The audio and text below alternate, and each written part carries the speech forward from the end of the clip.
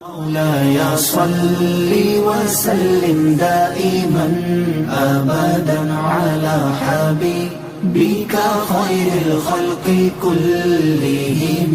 مولاي صل وسلم دائما أبدا على حبيبك خير الخلق كلهم. مولاي صل وسلم دائما أبدا. اتنا لمبا سلسلہ صدیاں گزر گئی تھیں. حضرت ابراہیم علیہ السلام اور حضرت رسول اکرم صلی اللہ علیہ وسلم کی پیدائش میں تقریباً 8000 سال کا فاصلہ ہے.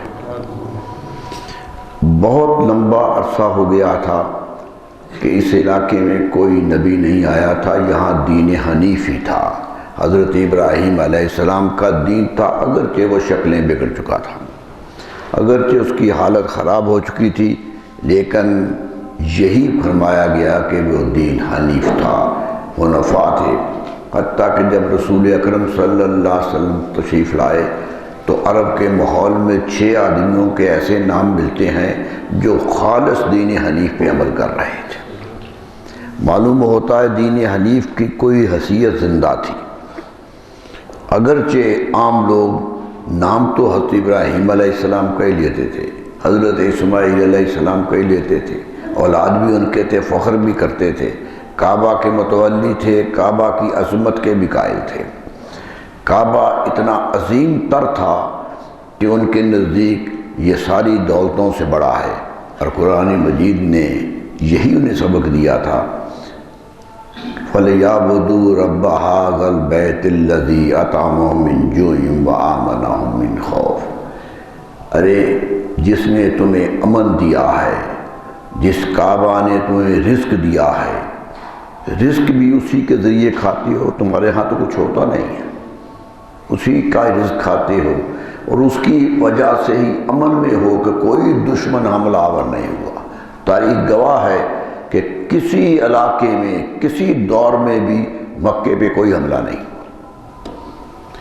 کوئی باہر سے حملہ آور اپنی سلطنت بڑھانے کے لیے، اپنی طاقت دکھانے کے لیے مکہ مکرمہ نہیں آیا. ایک ہی آیا جب نبی صلی اللہ علیہ وسلم تشریف لانے والے تھے، ابرہ آیا، اور وہ بھی حکومت قائم کرنے کے لیے نہیں آیا، کعبہ کو گرانے آیا تھا کہ کعبہ گرا دیا جائے، کہ اس قسم کا کعبہ یمن میں بنا دیا جائے تاکہ لوگ اس کی بجائے وہاں آیا کریں. خواہش اس کی یہی تھی، لیکن اس کا کیا انجام ہوا وہ آپ جانتے ہیں. پوری صورت اس پر اتری. ابابیل آئے، کس طرح ہوا. نبی صلی اللہ علیہ وسلم کی یہ پیدائش سے کچھ عرصہ پہلے کا واقعہ ہے، کچھ عرصہ پہلے تھے. تاریخ کہتی ہے کہ جب امر اپنے لشکر کے ساتھ ہاتھیوں کا لشکر لے کے آیا تھا، جب وہ آگے بڑھتا ہوا کعبہ کی طرف بڑھ رہا تھا تو ایک بڑا ہاتھی تھا جو بڑا سرمست تھا، اسے آگے کیا کہ جا کر کعبے کو ٹکر مارے اور کعبے کی دیوار ہلا دی. کعبہ کو ٹکریں مار مار کے گرا دینا ہے، یہ پروگرام لے کے ابرہ آیا تھا. یمن کا بادشاہ تھا، طاقت اس کے پاس تھی، عرب مخالفت کرنے والے نہیں تھے. تاریخ یہی کہتی ہے کہ مکے والے دوڑ گئے تھے، سارا شہر خالی ہو گیا تھا، کوئی بھی نہیں تھا. اسی کا رزق کھاتے تھے، اسی سے امن میں رہتے تھے، لیکن جب اس پر حملہ ہوا تو سارے چھوڑ گئے. یہی ہوتا ہے بعد عقیدوں کا معاملہ. عقیدت یہ نہیں ہوتی، عقیدت تو ہوتی ہے کہ ایک بھی ہو تو کھڑا ہو جائے. یہ فرق تھا ان کی محبتوں میں. سارے ہی دوڑ گئے. حضرت عبد المطلب حضور کے دادا محترم کہتے ہیں میں حیران ہو گیا کہ میں انہیں دعوت دے رہا تھا کہ آؤ کعبے کی حفاظت کریں، لیکن وہ حفاظت کو تیار ہی نہیں تھی. پہاڑوں میں چھپ گئے، شہر ہی چھوڑ گئے، پورا شہر خالی ہو گیا. حضرت عبد المطلب کہتے ہیں میں پریشان ہو گیا کہ اب تو کعبہ گرا دیا جائے گا، کوئی حفاظت کرنے والا نہیں ہے، تو کیا کروں. لیکن مجھے یقین تھا کہ یہ اللہ کی مرضی سے بنا ہے، اس لیے اسے گرایا نہیں جا سکتا. تو کیا کروں. اکیلے بیٹھے سوچ رہے تھے. سوچتے سوچتے حضرت آمنہ کو بلایا رضی اللہ عنہ، حضور کی والدہ محترمہ کو بلایا، کہنے لگے بیٹی میرے ساتھ چلو۔ ایک دادا اور ایک والدہ دونوں سامنے پہاڑ پہ چلے گئی جہاں آج مسجد بلال ہے۔ آج اسے مسجد بلال کہا جاتا ہے، لیکن تاریخ کہتی ہے وہ مسجد ہلال تھی۔ ہلال پہلے دن کے چاند کو کہتے ہیں، کیونکہ یہ چاند یہیں ٹوٹا تھا نبی صلی اللہ علیہ وسلم کے حکم سے۔ تو کیا ہوا؟ چلے گئے، اوپر بیٹھ گئے، سامنے کعبہ ہے، لشکر آگے بڑھ رہا ہے، ہاتھیوں کی قطار لگی ہوئی ہے، اوپر بیٹھ گئے اور بیٹی کو پاس بٹھا لیا اور ہاتھ اٹھا لیے، اللہ کی طرف ہاتھ اٹھا لیے کہ اے میرے پروردگار، میرے پاس کوئی سبیل نہیں ہے، بچانے کا کوئی طریقہ نہیں ہے، نہ لشکر ہے، نہ اسلحہ ہے، نہ طاقت ہے میرے پاس، میں صرف تیرے حضور دعائی کر سکتا ہوں اور میرے پاس کچھ نہیں ہے۔ تو تجھ سے دعا کرتا ہوں، اس بچے کے صدقے سے دعا کرتا ہوں جو ابھی ماں کے پیٹ میں، شکم مادر میں ہے۔ اس واقعہ سے 55 دن بعد رسول اللہ صلی اللہ علیہ وسلم پیدا ہوئے۔ کہنے لگے جو ابھی پیٹ میں ہے، ابھی دنیا میں نہیں آیا ہے، سوچئے کتنا باخبر دادا تھا کہ بچہ پیدا بھی نہیں ہوا، اس کی عظمتوں کو جانتا۔ یہ ہے ایمان کی طاقت، یہ ہے وہ خاندان جس نے نبوت کا فیض آگے پہنچایا۔ دعا مانگی تو کیا کیا؟ قرآن کی پوری سورت پڑھی، الم تری کیف فعل ربک باصحاب الفیل۔ اے نبی صلی اللہ علیہ وسلم کہ آپ نے دیکھا نہیں تھا ہم نے لشکر اونٹ والوں ہاتھی والوں کے ساتھ کیا کیا تھا؟ فرمایا آپ نے دیکھا نہیں تھا۔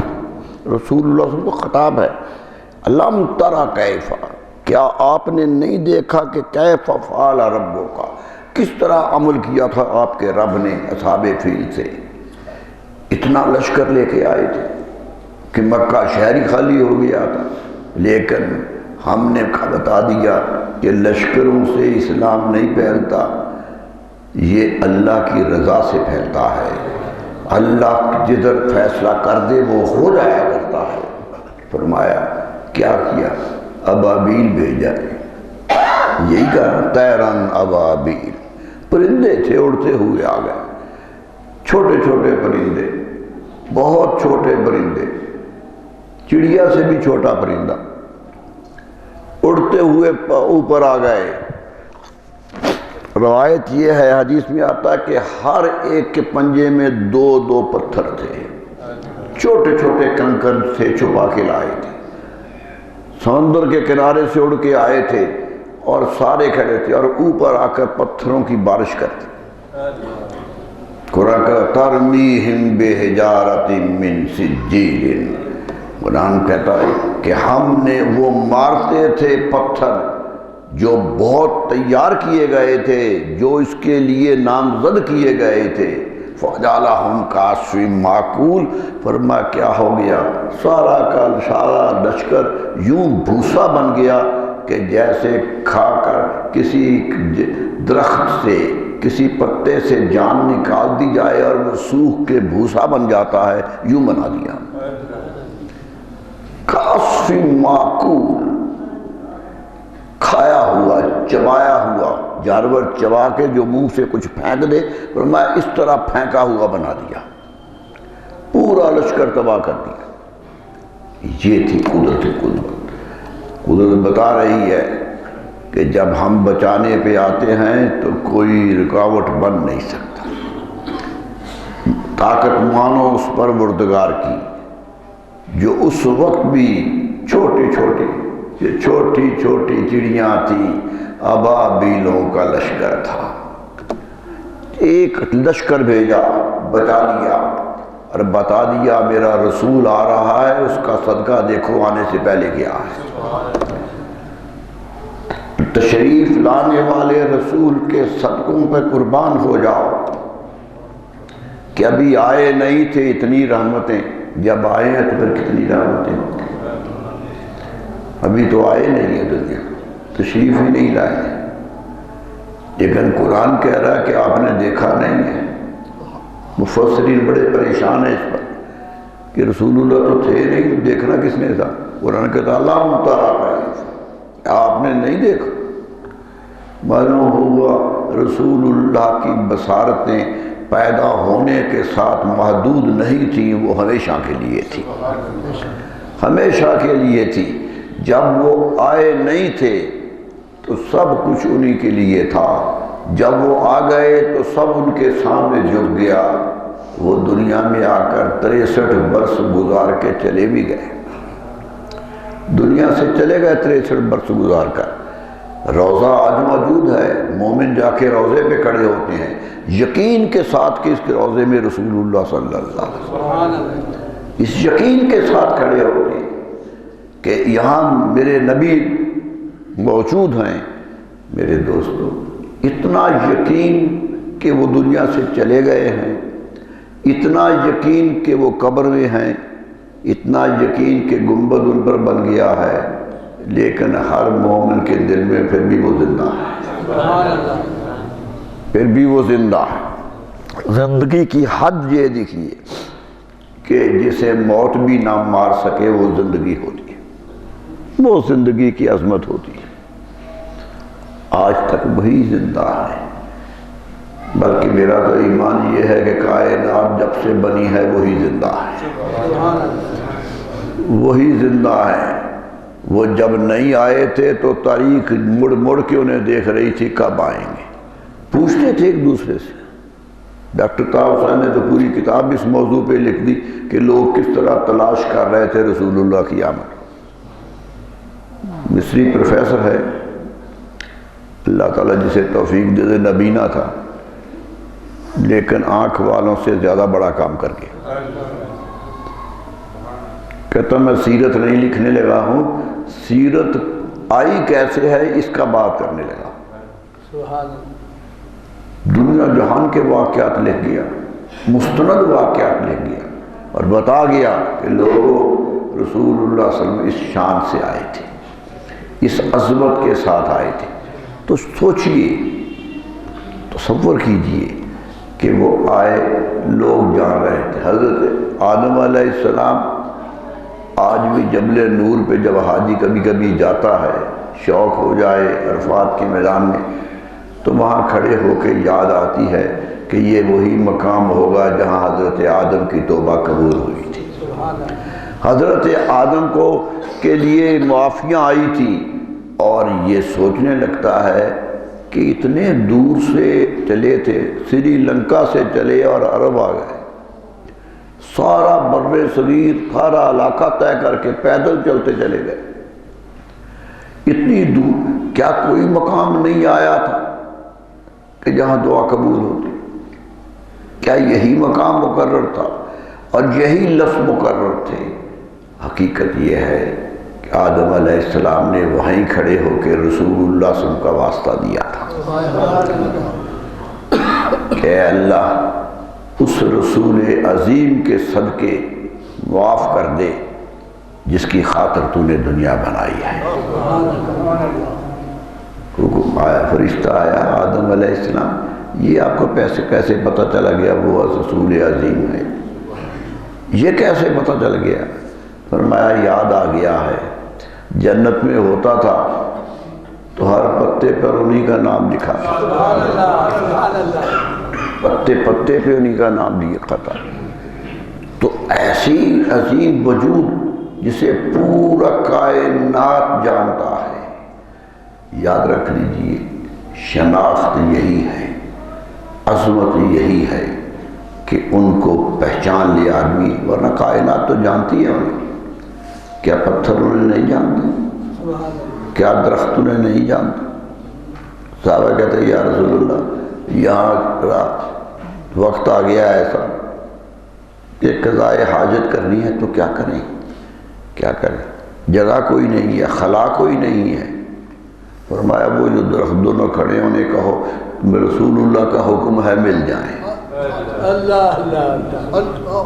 رکاوٹ بن جائیں، تم پیچھے ساری حاجتیں پوری کر لو۔ سوچئے، تصور کیجئے کائنات بھی کہاں حکمرانی تھی۔ صحابی کہتے ہیں میں لڑتا لڑتا جنگل میں چلا گیا، ہم ساتھی کچھ تھے، تو اچانک ایک شیر سامنے آ گیا، جنگل سے نکل آیا اور ہم خوف زدہ ہو گیا کہ کھا جائے گا۔ ہم ابھی خوف میں تھے کہ یاد آیا کہ رسول اللہ صلی اللہ علیہ وسلم کی محبت اس کو بھی آتی ہوگی، یہ بھی تو جانتا ہوگا۔ کہا، ہم نے اونچے کھڑا ہو کے کہا کہ ہم یہاں آپ نہیں آئے، رسول اللہ کے غلام بن کر آئے، غلام ہے رسول اللہ کے۔ کہتے وہ پیچھے بھاگ گیا۔ صحابی گواہی دے رہے ہیں مدینہ منورہ آ کر کہ ہمارے ساتھ یہ ہوا ہے۔ جانور جانتا ہے، کیفیت جانتی ہے۔ میرے دوستو، کائنات کی کون سی وجود ہے جو انہیں نہیں جانتا؟ جو جانتا نہیں ہے وہ تو وجود میں نہیں ہے، وہ تو زندہ ہی نہیں ہے۔ ہر چیز جانتی تھی، لیکن وہ پہلے بھی جانے گئے تھے، بعد میں بھی جانے گئے ہیں، لیکن ایک خاص مہینہ تھا جب وہ آ گئے۔ کل ہی کی بات ہے، بہت بڑے بزرگ تشریف لائے تو وہ ذکر کر رہے تھے کچھ باتوں کا، گھر پہ بیٹھے تھے، بات کا ذکر کیا کہ یہ لوگ اعتراض کرتے ہیں کہ آپ 12 ربیع الاول کو بڑے زور شور سے مناتے ہیں۔ ہم 12 کو سمجھتے ہیں، لوگ کہتے ہیں 9 ہے، لوگ کہتے ہیں 2 ہے، اختلاف ہے۔ ہم نے تو کبھی جھگڑا نہیں اس پہ کیا، ہم تو کبھی اس پر اعتراض بھی نہیں کرتے کہ تمہاری تحقیق 9 ہے تو 9 ہوگا، ہماری تحقیق 12 ہے اس لیے ہم 12 کو منا رہے ہیں۔ شرط یہ ہے کہ 12 کو ان کا آنا کی خوشی کرتے ہیں، تم 9 کو کرو، ہمیں کوئی اعتراض نہیں، لیکن اس لیے 9 کا نام نہ لو کہ 12 کو ختم کر کے خوشی ختم کرنی ہے۔ یہ بدنیتی ہے۔ تاریخ کا اختلاف ہو سکتا ہے، ہم تو کہتے سارا سال مناؤ، ہمارے ہاں تو کچھ ہو جائے۔ میں ایک بزرگ کے مزار پہ گیا، تاندیاڑے کے قریب ہے، تو وہاں ان کا عرس تھا۔ مجھے کچھ ان کے صاحبزادے آئے کہ ضرور چلنا ہے، پیر ہیں بہت بڑے، لیکن ان کے صاحبزادے ہیں، والد کی قبر ہے۔ تو گیا تو وہاں بورڈ لگا تھا میلاد النبی صلی اللہ علیہ وسلم۔ میں نے ایسے ہی پوچھ لیا کہ یہ ان کا عرس کا دن ہے؟ کہتے ہاں۔ میں نے کہا پھر میلاد کا ذکر کیوں ہے؟ کہنے لگا میرے والد صاحب نے جاتے ہوئے نصیحت کی تھی، بیٹا میں آؤں یا نہ آؤں کچھ فرق نہیں پڑتا، میں آیا بھی ہوں تو کوئی تغیر اس کائنات میں نہیں آیا ہے، میں چلا بھی جاؤں گا تو کائنات میں کوئی کمی نہیں آئے گی۔ جن کے آنے سے کائنات بدلی ہے ان کا ذکر کرتے رہنا، میرا ذکر نہ کرنا۔ مجھے اتنی خوشی ہوئی کہ بزرگ اپنی حیثیت پہچانتے ہیں، کہتے ہیں ہمارے ہاں تو میلاد ہی ہوتا ہے، عرس نہیں ہوتا۔ اللہ اللہ، کتنی محبت کی دلیل ہے، اور جانے والا کتنا باخبر ہے اس بات سے۔ تو کہنے لگے، بات ہونے لگی، کہنے لگے جی 12 کو کہتے ہیں پیدائش ہے، 12 کو وہ وفات کہتے ہیں۔ اب تو لوگ جھگڑا کر رہے ہیں جی 12 نہیں ہے، بڑے بڑے علم کے تیر چلا رہے ہیں، تحقیق کے موتی رول رہے ہیں کہ 12 نہیں ہے، وہ ہے، یہ ہے۔ ہم سنتے ہیں یہ کیا کہتے ہیں، لیکن حقیقت اپنی جگہ حقیقت ہے، وہ بدلتی نہیں ہے۔ آئے بھی 12 کو تھے، گئے بھی 12 کو آئے، آئے بھی سوار کو تھے، گئے بھی سوار کو آئے، آئے بھی ربیع الاول کے مہینے میں تھے، گئے بھی ربیع الاول کے مہینے میں۔ ایک ہی دن ہے، ایک ہی تاریخ ہے۔ تو بزرگ آئے ہوئے تھے میرے پاس، بیٹھے ہوئے تھے، کل کی بات ہے، تو کہنے لگے یہ لوگ اعتراض کرتے ہیں کہ میلاد پیدائش تو ہو گئی، 12 کو مان لیا، آپ یہ بھی مانتے ہیں وفات بھی 12 کو ہوئی ہے؟ ہم کیا مانتے ہیں؟ تو بعد میں ہوئی نا، 63 سال بعد ہوئی نا، تو بعد کا واقعہ تو وفات کا ہے، وہ کیوں نہیں مناتے؟ رسول اللہ صلی اللہ علیہ وسلم کی زندگی مناتے ہو تو پہلا آنے کا تو ذکر کرتے ہو، جانا بھی تو اسی دن ہے، اس کا ذکر کیوں نہیں کرتے؟ میں نے کہا مجھ سے یہ سوال سٹیج پہ بھی ہوا تھا، لوگوں نے کہا تھا، لیکن ہمارا جواب ایک ہی ہے کہ یہ اللہ کی حکمت ہے، اس میں قدرت نے وفات اور پیدائش ایک ہی دن رکھ دی کہ لوگوں ذکر پہلے پیدائش کا کرو گے نا، شروع تو پیدائش سے کرو گے، اگر شروع کرتے ہوئے ذکر ختم ہو جائے تو وفات کا ذکر کر لینا، شکر ہو جائے۔ میں نے کہا ہم تو صدیوں سے لگے ہوئے ہیں، جتنی زندگی لگے ہوئے ہیں، ذکر آنے کا ہی ختم نہیں ہو رہا، آنا ہی اتنا معتبر ہے کہ اس کا ذکر ختم نہیں ہو رہا۔ جانے کی بات تب کریں گے جب آنے کے تذکرے ختم ہو جائیں گے۔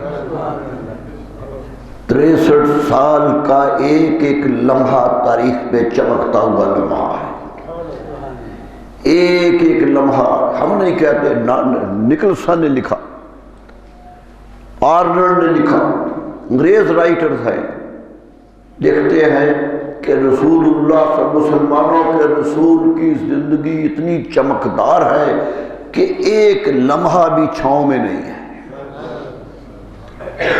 کوئی سایہ نہیں ہے، پوری زندگی کا ایک لمحہ۔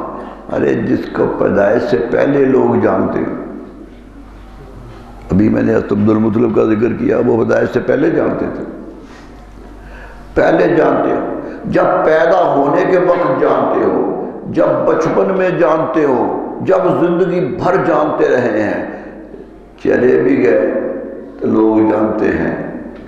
خود کہا کہ معاذ بن جبل کو میں یمن بھیج رہا ہوں، یہ جب واپس آئے گا تو میں مدینہ میں نہیں ہوں گا۔ خود فرمایا، معاذ بن جبل کو گورنر بنایا تھا یمن کا، حضرت معاذ بن جبل، بہت بڑے صحابی رضی اللہ تعالیٰ، وہ ہچکچا رہے تھے جاتے ہوئے، حالانکہ حکم ماننے میں بڑے دلیر تھے، لیکن کچھ کانپ رہے تھے۔ رسول اللہ صلی اللہ علیہ وسلم نے دیکھ لیا، فرمایا معاذ جاؤ، میں حکم دیتا ہوں۔ چلے گئے، حکم تو مان لیا، جی نہیں چاہ رہا تھا جانے۔ خود نبی صلی اللہ علیہ وسلم نے فرمایا صحابہ کیا تم نے محسوس نہیں کیا کہ معاذ بن جبل جانے سے کیوں ہچکچا رہا تھا؟ کیا وجہ تھی وہ کانپ رہا تھا؟ صحابہ نے کہا حضور آپ ہی بتائیے۔ یہ فرما بردار لوگ تھے۔ فرمایا اسے یقین تھا کہ جب واپس آئے گا تو میں مدینہ میں نہیں ہوں گا،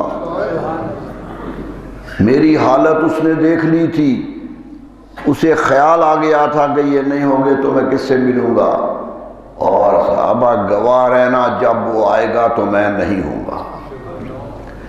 وہ خوف سچا محسوس کر رہا تھا، لیکن میرے صحابہ تمہیں میں وصیت کرتا ہوں جب معاذ بن جبل آئے گا تو وہ روتا ہوا آئے گا،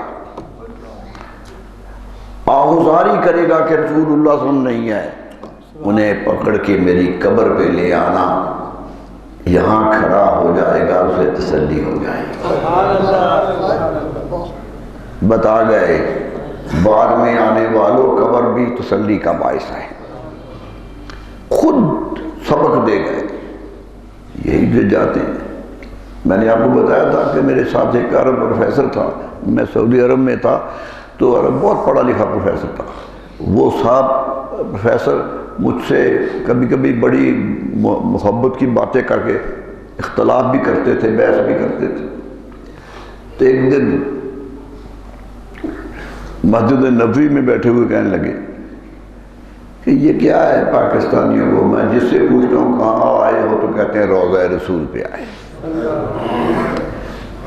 میں نے سمجھا کہ یہ روضے کے قائل نہیں ہیں، کیونکہ ان کا فتویٰ ہے کہ مسجد نبوی کی نیت سے آؤ، روضے کی نیت سے نہ آؤ۔ یہ فتویٰ ہے ابن تیمیہ کا کہ جو بھی آئے مسجد نبوی کی نیت کر کے آئے، وہاں آ جائے تو روضہ دیکھ لے تو سلام بھی کر لے۔ سلام سے منع نہیں کرتا، لیکن نیت اس سے نہ آئے۔ علامہ نبہانی علیہ اللہ جزائے خیر دے، بہت بڑے صوفی، بہت بڑا نام، علامہ نبہانی نے اس پر پوری کتاب لکھی کہ ارے جانے والوں، جانا تو نصیب ہی تب ہوتا ہے جب روضے کی نیت کر لی جائے۔ آؤ وہاں اس خیال سے کہ رسول اللہ صلی اللہ علیہ وسلم، تو میں نے سوچا یہ بھی سعودی ہے، اس کا دل میں بھی آتا ہوگا کہ یہ نیتیں کر کے آتے ہیں۔ میں نے کہا بس ان کا عقیدہ ہے اس لیے وہ آ جاتے ہیں۔ میں نے کہا نہیں، اعتراض نہیں ہے آنے پر، اعتراض یہ ہے اندر سے سعودی قوم۔ کہا اعتراض مجھے یہ ہے کہ جب پوچھتا ہوں تو کہتے ہیں روضہ کی زیارت کے لیے آئے ہیں، روضہ دیکھنے آئے ہیں۔ میں نے کہا کیا کہیں؟ کہتا ہے یہ کیوں نہیں کہتے کہ رسول اللہ کے پاس آئیں؟ یہ کیوں نہیں کہتے کہ رسول اللہ، کیا یقین نہیں ہے کہ وہ یہاں ہیں؟ ارے یقین کے ساتھ آؤ، تاریخ کے دھندلکوں میں یہ قبر مٹی نہیں ہے، یہ روضہ اسی طرح معتبر ہے جس دن پہلے دن سے معتبر تھا، یہاں سب کچھ ہوتا ہے۔ صحابی کہتے ہیں حجاج بن یوسف کا نام سنا ہوگا، بڑا ظالم تھا، اس نے حملہ بھی کیا تھا مدینہ منورہ پر۔ کہتے ہیں کئی دن نماز جماعت نہیں ہو سکی تھی، اتنا ظلم ہوا تھا۔ مسجد نبی میں جماعت موقوف ہو گئی تھی، امام اور مقتدی کوئی نہیں آ رہا تھا، پورے شہر میں دہشت پھیلی ہوئی تھی اور کئی 100 صحابہ شہید ہوئے اس واقعے میں۔ تو ایک جوان صحابی مسجد نبوی کے اندر نماز پڑھ رہے تھے جب حملہ، وہ کہنے لگے میں پریشان ہو گیا کہ کیا کروں، باہر نکلوں تو پکڑ لیں گے فوجی، اندر کہتے میں دوڑ کے روضہ رسول پہ چلا گیا۔ کھلا تھا روضہ اس وقت، ابھی 4 دیواریاں نہیں تھی، کہتے کھلا تھا، میں سیدھا اندر چلا گیا اور جا کے قبر کے ساتھ بیٹھ گیا۔ کہتے جتنے دن گزرے میں وہی رہا، میں نکلا ہی نہیں۔ صحابہ کو انہوں نے سنائی یہ بات، صحابہ کہنے لگے وہاں رہے ہیں تو نماز بھی پڑھتے رہے، نماز کیسے پڑھتے رہے بندہ؟ کہنے لگا کیا پریشانی ہے تمہیں، میں تو جماعت سے پڑھتا رہا، سبحان اللہ سبحان اللہ، میں تو جماعت کے ساتھ پڑھتا رہوں۔ کہا کیسے؟ کہا گنبد خضرا سے تکبیر کی اذان کی آوازیں آتی تھیں، اذان کی آواز بھی آتی تھی، تکبیر کی بھی، جماعت بھی ہوتی تھی، میں پیچھے کھڑے ہو کے پڑھ لیتا تھا۔ آج تک کسی مفتی نے فتویٰ نہیں دیا اور کسی صحابی نے کہا کہ نمازیں دوبارہ پڑھو، وہ نہیں ہوئی۔ معلوم ہوا وہ امام ہیں، وہ قبر میں ہوں پھر بھی امام ہیں، پھر بھی بڑے ہیں۔ نماز پڑھی، دیکھا، میں اس واقعہ کو پڑھ کے سوچنے لگ گیا کہ قدرت کی حکمت کتنی ہے۔ ہر نبی قبر میں نماز پڑھتا ہے، یہ اسلامی روایات کا مستند اصول ہے۔ خود نبی صلی اللہ علیہ وسلم فرمایا جب میں معراج کو گیا تو حضرت موسیٰ علیہ السلام کی قبر کے پاس سے گزرا میرا براق، رأیت موسیٰ قائما فی القبر یصلی فی القبر قائما، حضرت موسیٰ اپنی قبر میں کھڑے تھے اور نماز پڑھ رہے تھے، کہ میں گزرا تو نماز پڑھ رہے تھے۔ خود نبی صلی اللہ علیہ وسلم کی حدیث ہے کہ میں معراج کی رات موسیٰ علیہ السلام کی قبر کے پاس گزرا تو وہ اپنی قبر میں کھڑے نماز پڑھ رہے تھے۔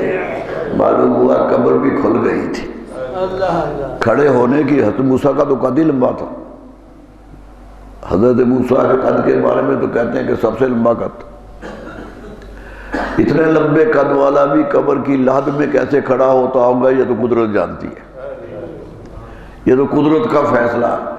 تو معلوم ہوا نماز پڑھتا ہے ہر نبی قبر میں، اللہ کی عبادت سے غافل نہیں ہے۔ قدرت نے کہا تم نے زندگی عبادت میں گزاری ہے تو قبر بھی عبادت میں گزرے، یہی جزا ملتی ہے نیکوں کو۔ جو جہاں نمازیں پڑھتے جاتے وہ وہاں بھی پڑھتے، وہ پڑھتے ہی رہتے۔ تو کیا ہوا؟ نماز تو پڑھتے ہیں، رسول اللہ صلی اللہ علیہ وسلم بھی پڑھیں گے قبر میں جا کر۔ حضور نے کہا ہر نبی اکیلا پڑھتا ہے، آپ کو 2 ساتھی بھی دے دیے ہیں کہ جماعت ہوتی رہے۔ سبحان اللہ، سبحان اللہ۔ 2 ساتھی اسی قبر میں ہیں، اسی کے ساتھ ہے۔ اس لیے تو صحابی کہتا ہے کہ تکبیر کی آواز آتی تھی، معلوم ہوتا جماعت ہوتی تھی۔ میرے دوستو، اللہ کی عبادت کرنے والوں کو زندگی بھر عبادت کا موقع ملتا ہے۔ حضرت امام سیوطی علیہ الرحمہ نے اپنی کتاب میں لکھا کہ ایک قبر کھودی جا رہی تھی جنت البقیع میں، مسجد مدینہ منورہ میں، کوئی انتقال ہو گیا تھا، قبر کھودنی تھی۔ قبر کھودنے والا قبر کھود رہا تھا تو ڈر گیا۔ لوگوں نے کہا کیا ہوا؟ کہا یہ پتھر اٹھایا ہے تو ادھر ایک قبر ہے، ادھر ایک قبر ہے، پتھر گرا ہے تو راستہ مل گیا ہے دیکھنے کا۔ قبر دیکھی ہے تو ایک تخت لگا ہے اور ایک بزرگ وہاں بیٹھے قرآن پڑھ رہے ہیں۔ کہتے میں نے جانگ کے اندر دیکھا تو وہ تھے، ان کی نظر پڑ گئی تو مسکرا کے کہنے لگے کیا قیامت آ گئی؟ قیامت کو اٹھنا آ گئی؟ میں نے کہا جی نہیں، غلطی ہو گئی، یہ دروازہ کھل گیا ہے۔ کہنے لگے جسے بند کر دو، بند کر دو۔ معلوم ہوتا ہے قبر میں بھی وہ رہ رہے ہیں ایسے ہی۔ تو رسول اکرم صلی اللہ علیہ وسلم کی آمد دنیا میں 63 سال گزارے ہیں، بہت محبت، لیکن حیرت ہے کہ اتنے کام کیے ہیں کہ تاریخ گواہ ہے کہ اتنے کام صدیوں میں نہیں ہوتے۔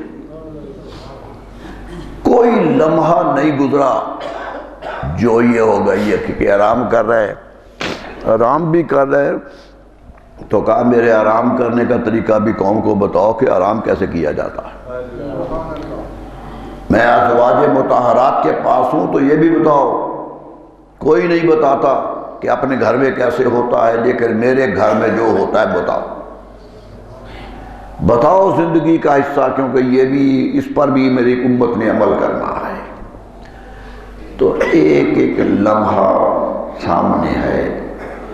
آخر مکے سے بھی گزرے، مدینے کے سفر بھی کیے، بدر و احد اور خندق کی جنگیں بھی لڑی، 27 جنگوں میں خود شریک ہوئے۔ 27 جنگیں ایسی ہیں جس میں خود سپہ سالار بن کے گئے، اور اپنی زندگی میں 99 جنگیں لڑی جس میں صحابہ کو سپہ سالار بنا کے بھیجا۔ ایک 10 سالہ زندگی مدینہ کی 99 جنگیں ہیں۔ بتائیے کیا فرصت ملتی ہے جنگ سے؟ 100 جنگ لڑنی ہو جس نے 10 سالوں میں، اس کے تو لمحے سارے جنگوں میں گزریں گے۔ لیکن حیرت ہے کہ زندگی کا کوئی عملی کام نہیں ہے جو جنگوں کے باوجود ہوتا چلا گیا، ہوتا چلا گیا ہے۔ نصیحتیں بھی ہو رہی ہیں، صحابہ کے ساتھ محبت کی باتیں بھی ہو رہی ہیں، بچوں سے پیار بھی ہو رہا ہے، ایک لوگوں کے لیے معاشرتی زندگی کے اسباب بھی مہیا کیے جا رہے ہیں، سارا معاشرہ قائم کر کے دکھا دیا، اور آخر دنیا سے تشریف لے گئے۔ حقیقت یہ ہے کہ ہمیں خبر ہے، ہم بیان کریں نہ کریں، ہمیں خبر ہے کہ رسول اکرم صلی اللہ علیہ وسلم کی آخری زندگی کیسے گزری ہے، وہ لمحے کیسے گزارے ہیں نبی صلی اللہ علیہ وسلم نے۔ جمعرات کا دن تھا کہ صحابہ کرام خیریت پوچھنے آئے ہوئے تھے، چاروں طرف جمگٹا لگا ہوا تھا، حضور ایک چارپائی پہ تشریف فرما تھے۔ بہت لوگ اکٹھے تھے، مدینہ منورہ کے آئے ہوئے تھے۔ آپ نے کہا کہ اتونی بکتاب، جاؤ میرے لیے ایک کاغذ کا ٹکڑا لاؤ۔ میں تمہیں نصیحتیں لکھ دوں کہ قیامت تک گمراہ نہ ہونا۔ فرمایا لکھ دوں، بخاری کی حدیث ہے،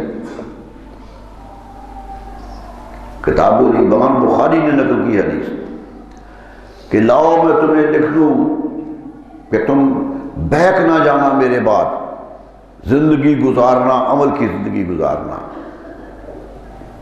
طبیعت ناساز تھی، محبت سے کہہ دیا تو حضرت فاروق اعظم رضی اللہ تعالیٰ بیٹھے تھے، کہنے لگے یا رسول اللہ پریشان نہ ہوں، آپ کی قوم، آپ کی یہ امت بہکے گی کبھی نہیں، آپ کی رہنمائی ہر لمحہ ہمارے ساتھ ہوگی، حسبنا کتاب اللہ، اللہ کی کتاب جب ہوگی تو بہکیں گے کیسے؟ رسول اللہ صلی اللہ علیہ وسلم یہی بات ہے تو چپ ہو گئے، کچھ نہیں کہا۔ بات حدیث اتنی ختم ہو گئی۔ حضرت عبداللہ بن عباس رضی اللہ تعالیٰ اس کے راوی ہیں، راوی بھی سید المفسرین ہیں اس حدیث کی، کچھ نہیں کہا، لیکن بدقسمتی ہے لوگوں نے اس سے بڑے ترجمے نکالے، کہتے جی حضرت علی کی خلافت دکھنی تھی، اکتوبر نے لکھنے نہیں دی، کہتے حضرت علی کرم الوجہ کی خلافت کا حکم لکھانا تھا، حضرت فاروق اعظم بھانپ گئے کہ حکم ان کا ہے تو بہانہ کر دیا ہے، کافی ہے اللہ کی کتاب، آپ چپ ہو گئے۔ میرے دوستو یہ کہتے ہوئے سوچنا چاہیے، کیا نبی حضرت فاروق اعظم کے قول سے اپنا حکم روک لے گا؟ وہ جو دشمن کی قطاریں لگے ہوئے ہیں تو اللہ کا حکم نہیں روکتا۔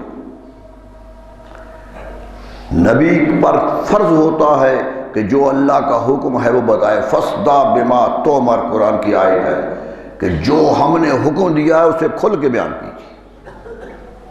قرآن کہتا ہے چھپانا نہیں ہے، کھل کے بیان کرنا ہے، اللہ کا حکم ہے، نہ خوف جان آئے نہ خوف مال آئے، کسی کا ڈر اور خوف آپ کو حقائق کہنے سے نہ روکے۔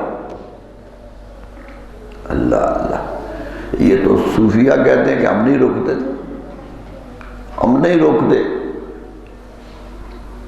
یہی کہا تھا نکل جاتی ہو سچی بات جس کے منہ میں مستی میں، اقبال کہہ رہا تھا کہ وہی بڑا ہوتا ہے جو کس حالت میں وہ سچی بات کہہ رہے، سچائی نکلے منہ سے، اور نبی اپنا حکم روک لے اللہ کا، یہ الزام ہے میرے دوستو۔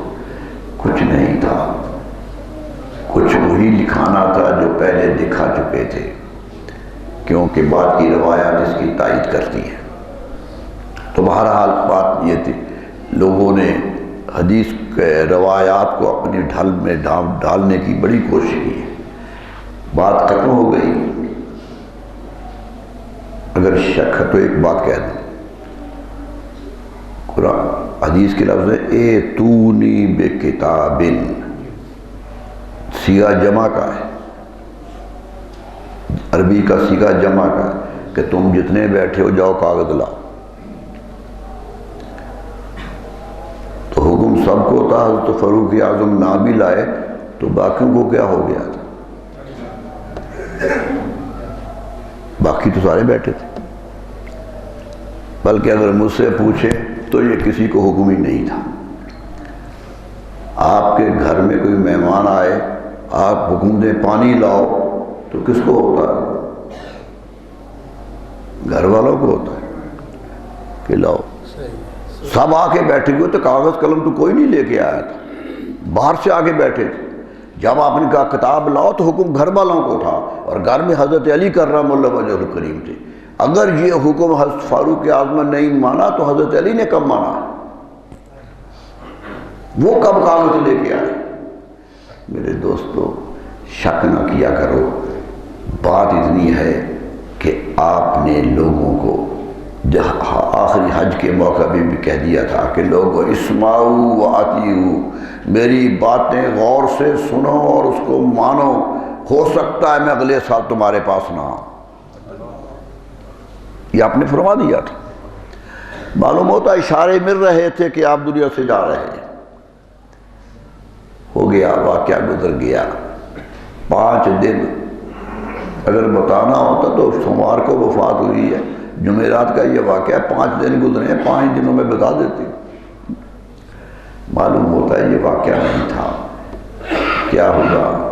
حضور صلی اللہ علیہ وسلم صحابہ کو بلایا، فرمایا مدینے میں 7 کنویں ہیں جن سے لوگ پانی پیتے ہیں، ان 7 میں سے ایک مشکیزہ پانی کا بھر کے لاؤ.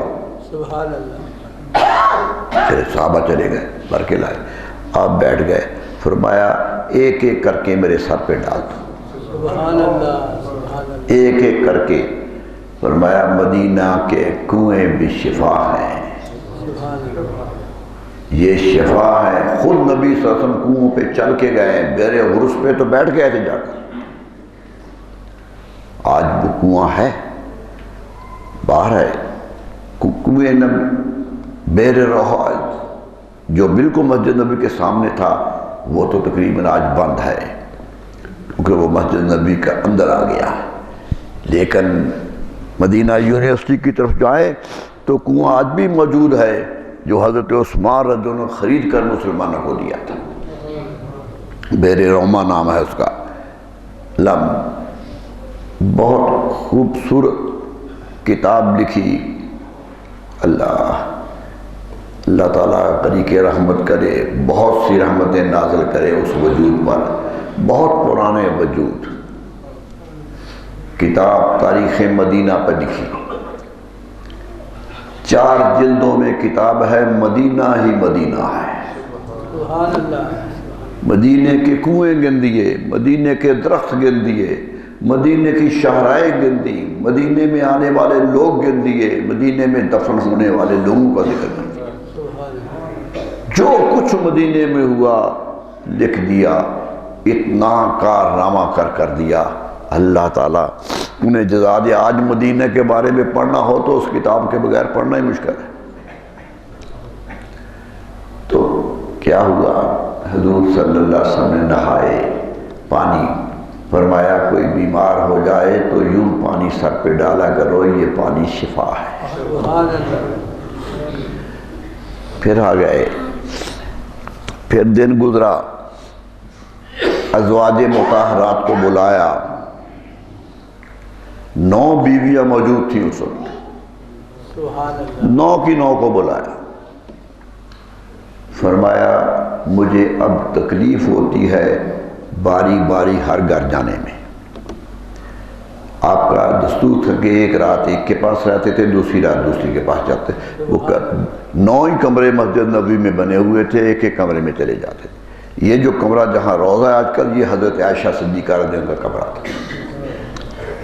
باقی 7 کمرے جو سارے ہیں حضرت عثمان کے دور میں سارے مسجد نبوی میں شامل کر دیے گئے. وہ سارے کمرے گرا دیے گئے اور شامل کر دیے گئے مسجد نبوی میں. یہی رہ گیا. تو کہا، ازواج مطہرہ نے پوچھا کہ حضور حکم کیا ہے؟ فرمایا میں چاہتا ہوں میں ایک کے گھر رہوں تاکہ آنے جانے کی تکلیف نہ ہو.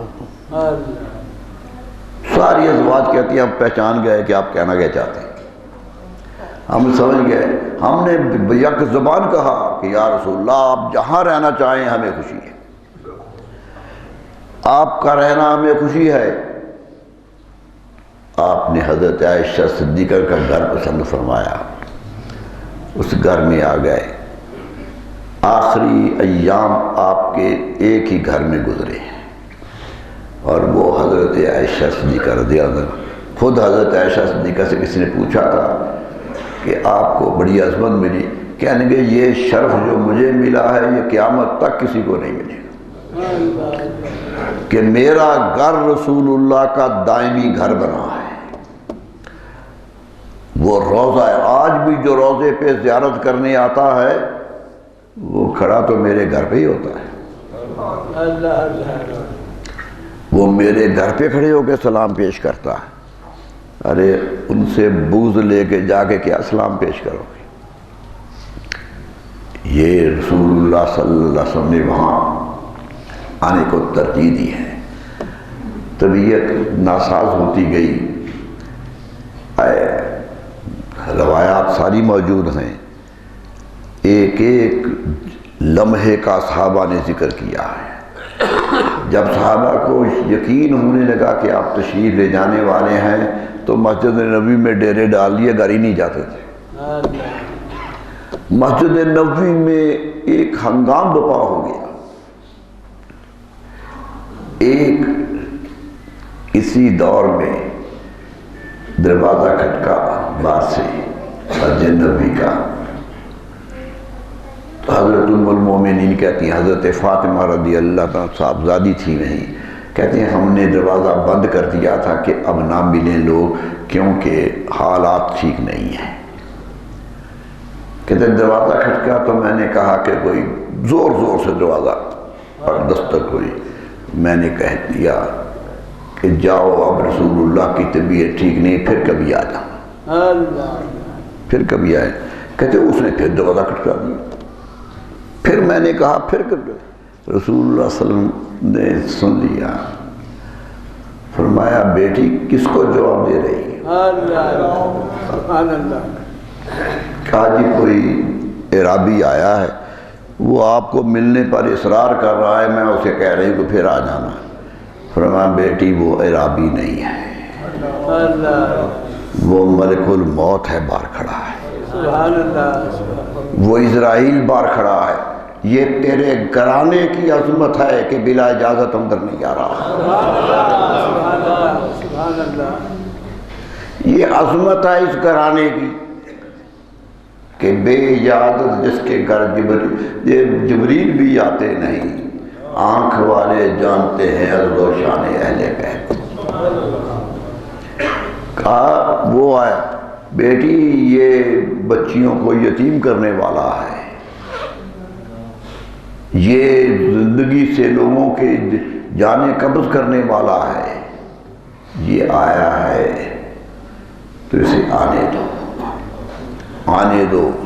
میں نے اللہم بالرفیق الاعلیٰ، یہ جملہ ہے آپ کا کہ اللہ سب سے اچھا دوست ہے، اسی کے پاس جانا ہے۔ اسرائیل اندر آیا، آپ نے کہا کہ اسرائیل میری امت کے بارے میں مجھے فیصلہ کرا لینے دو پھر آ جانا، پہلے جبریل کو بلاؤ۔ حضرت جبریل حاضر ہو گئے، فرمایا جبریل میرے رب سے پوچھ کے بتاؤ کہ میری امت کا کیا نتیجہ ہے۔ آئے جبریل، فرمایا اللہ کہتا ہے مرنے سے 1 سال پہلے بھی جو توبہ کر لے گا اس کے سارے گناہ معاف کر دیں گے۔ 1 سال پہلے توبہ کر لے معاف کر دیں گے۔ نبی صلی اللہ علیہ وسلم فرمایا جبریل سال تو بہت لمبا ہوتا، جاؤ کہو کہ اللہ کو اللہ تخفیف کر دے۔ مہینہ آیا، کم سے کم ہوتے گئے دن، حتیٰ کہ آخری جملہ یہ آیا کہ اے اللہ کے رسول، اللہ کہتا ہے کہ جو مرتے ہوئے جس کی زبان بھی بند ہو جائے، کلمہ بھی نہ کہہ سکے، عمل بھی نہ کر سکے، صرف اندر سے نادم ہو کر اشارے سے ہی اللہ کی توحید کا اعلان کرے، ہم بخش دیں گے۔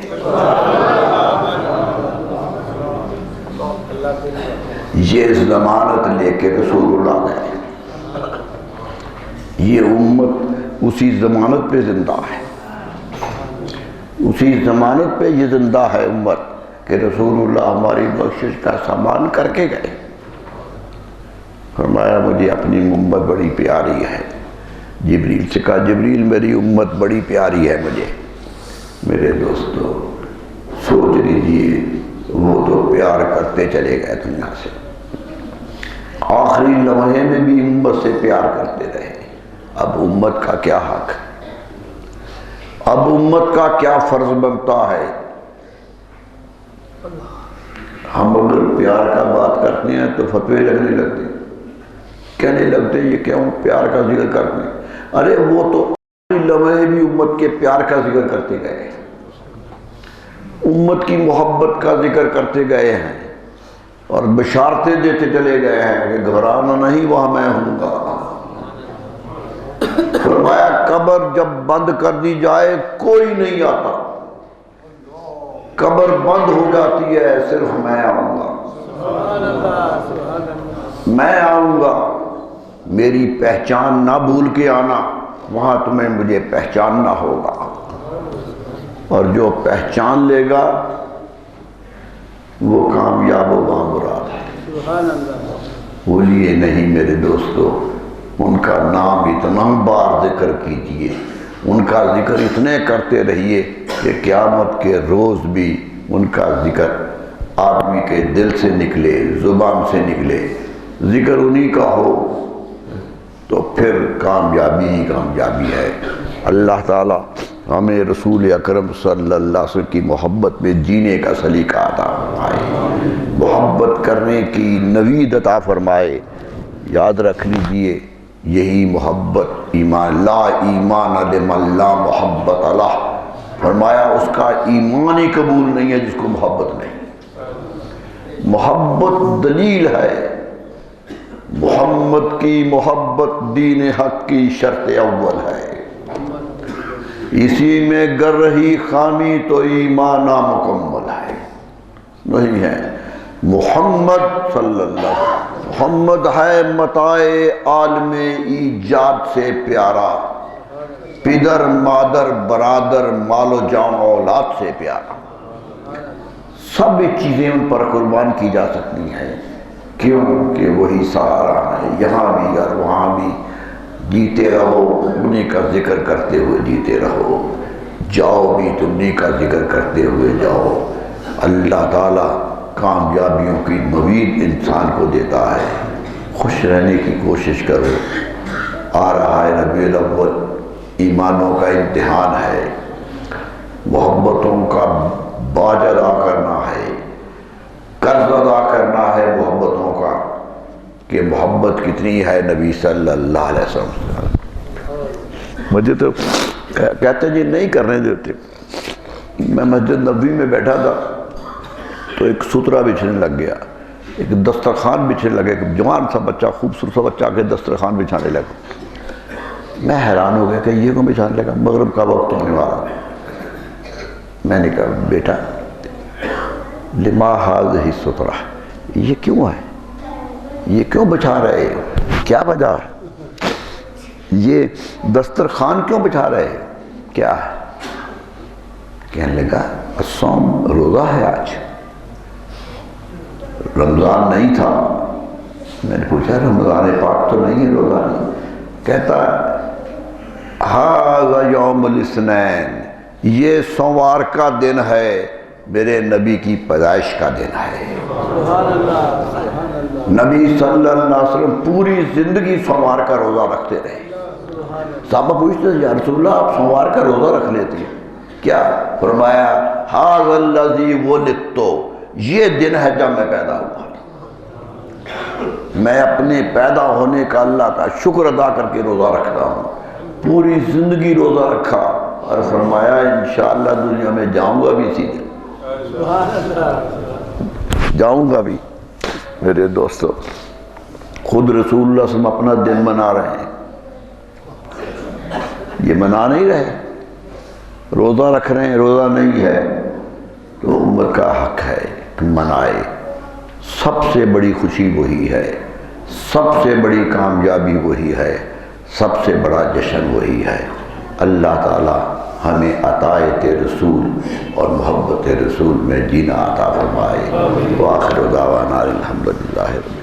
مولاي صل وسلم دائما أبدا على حبيبك خير الخلق كلهم، مولاي صل وسلم دائما أبدا على حبيبك خير الخلق كلهم، مولاي صل وسلم دائما أبدا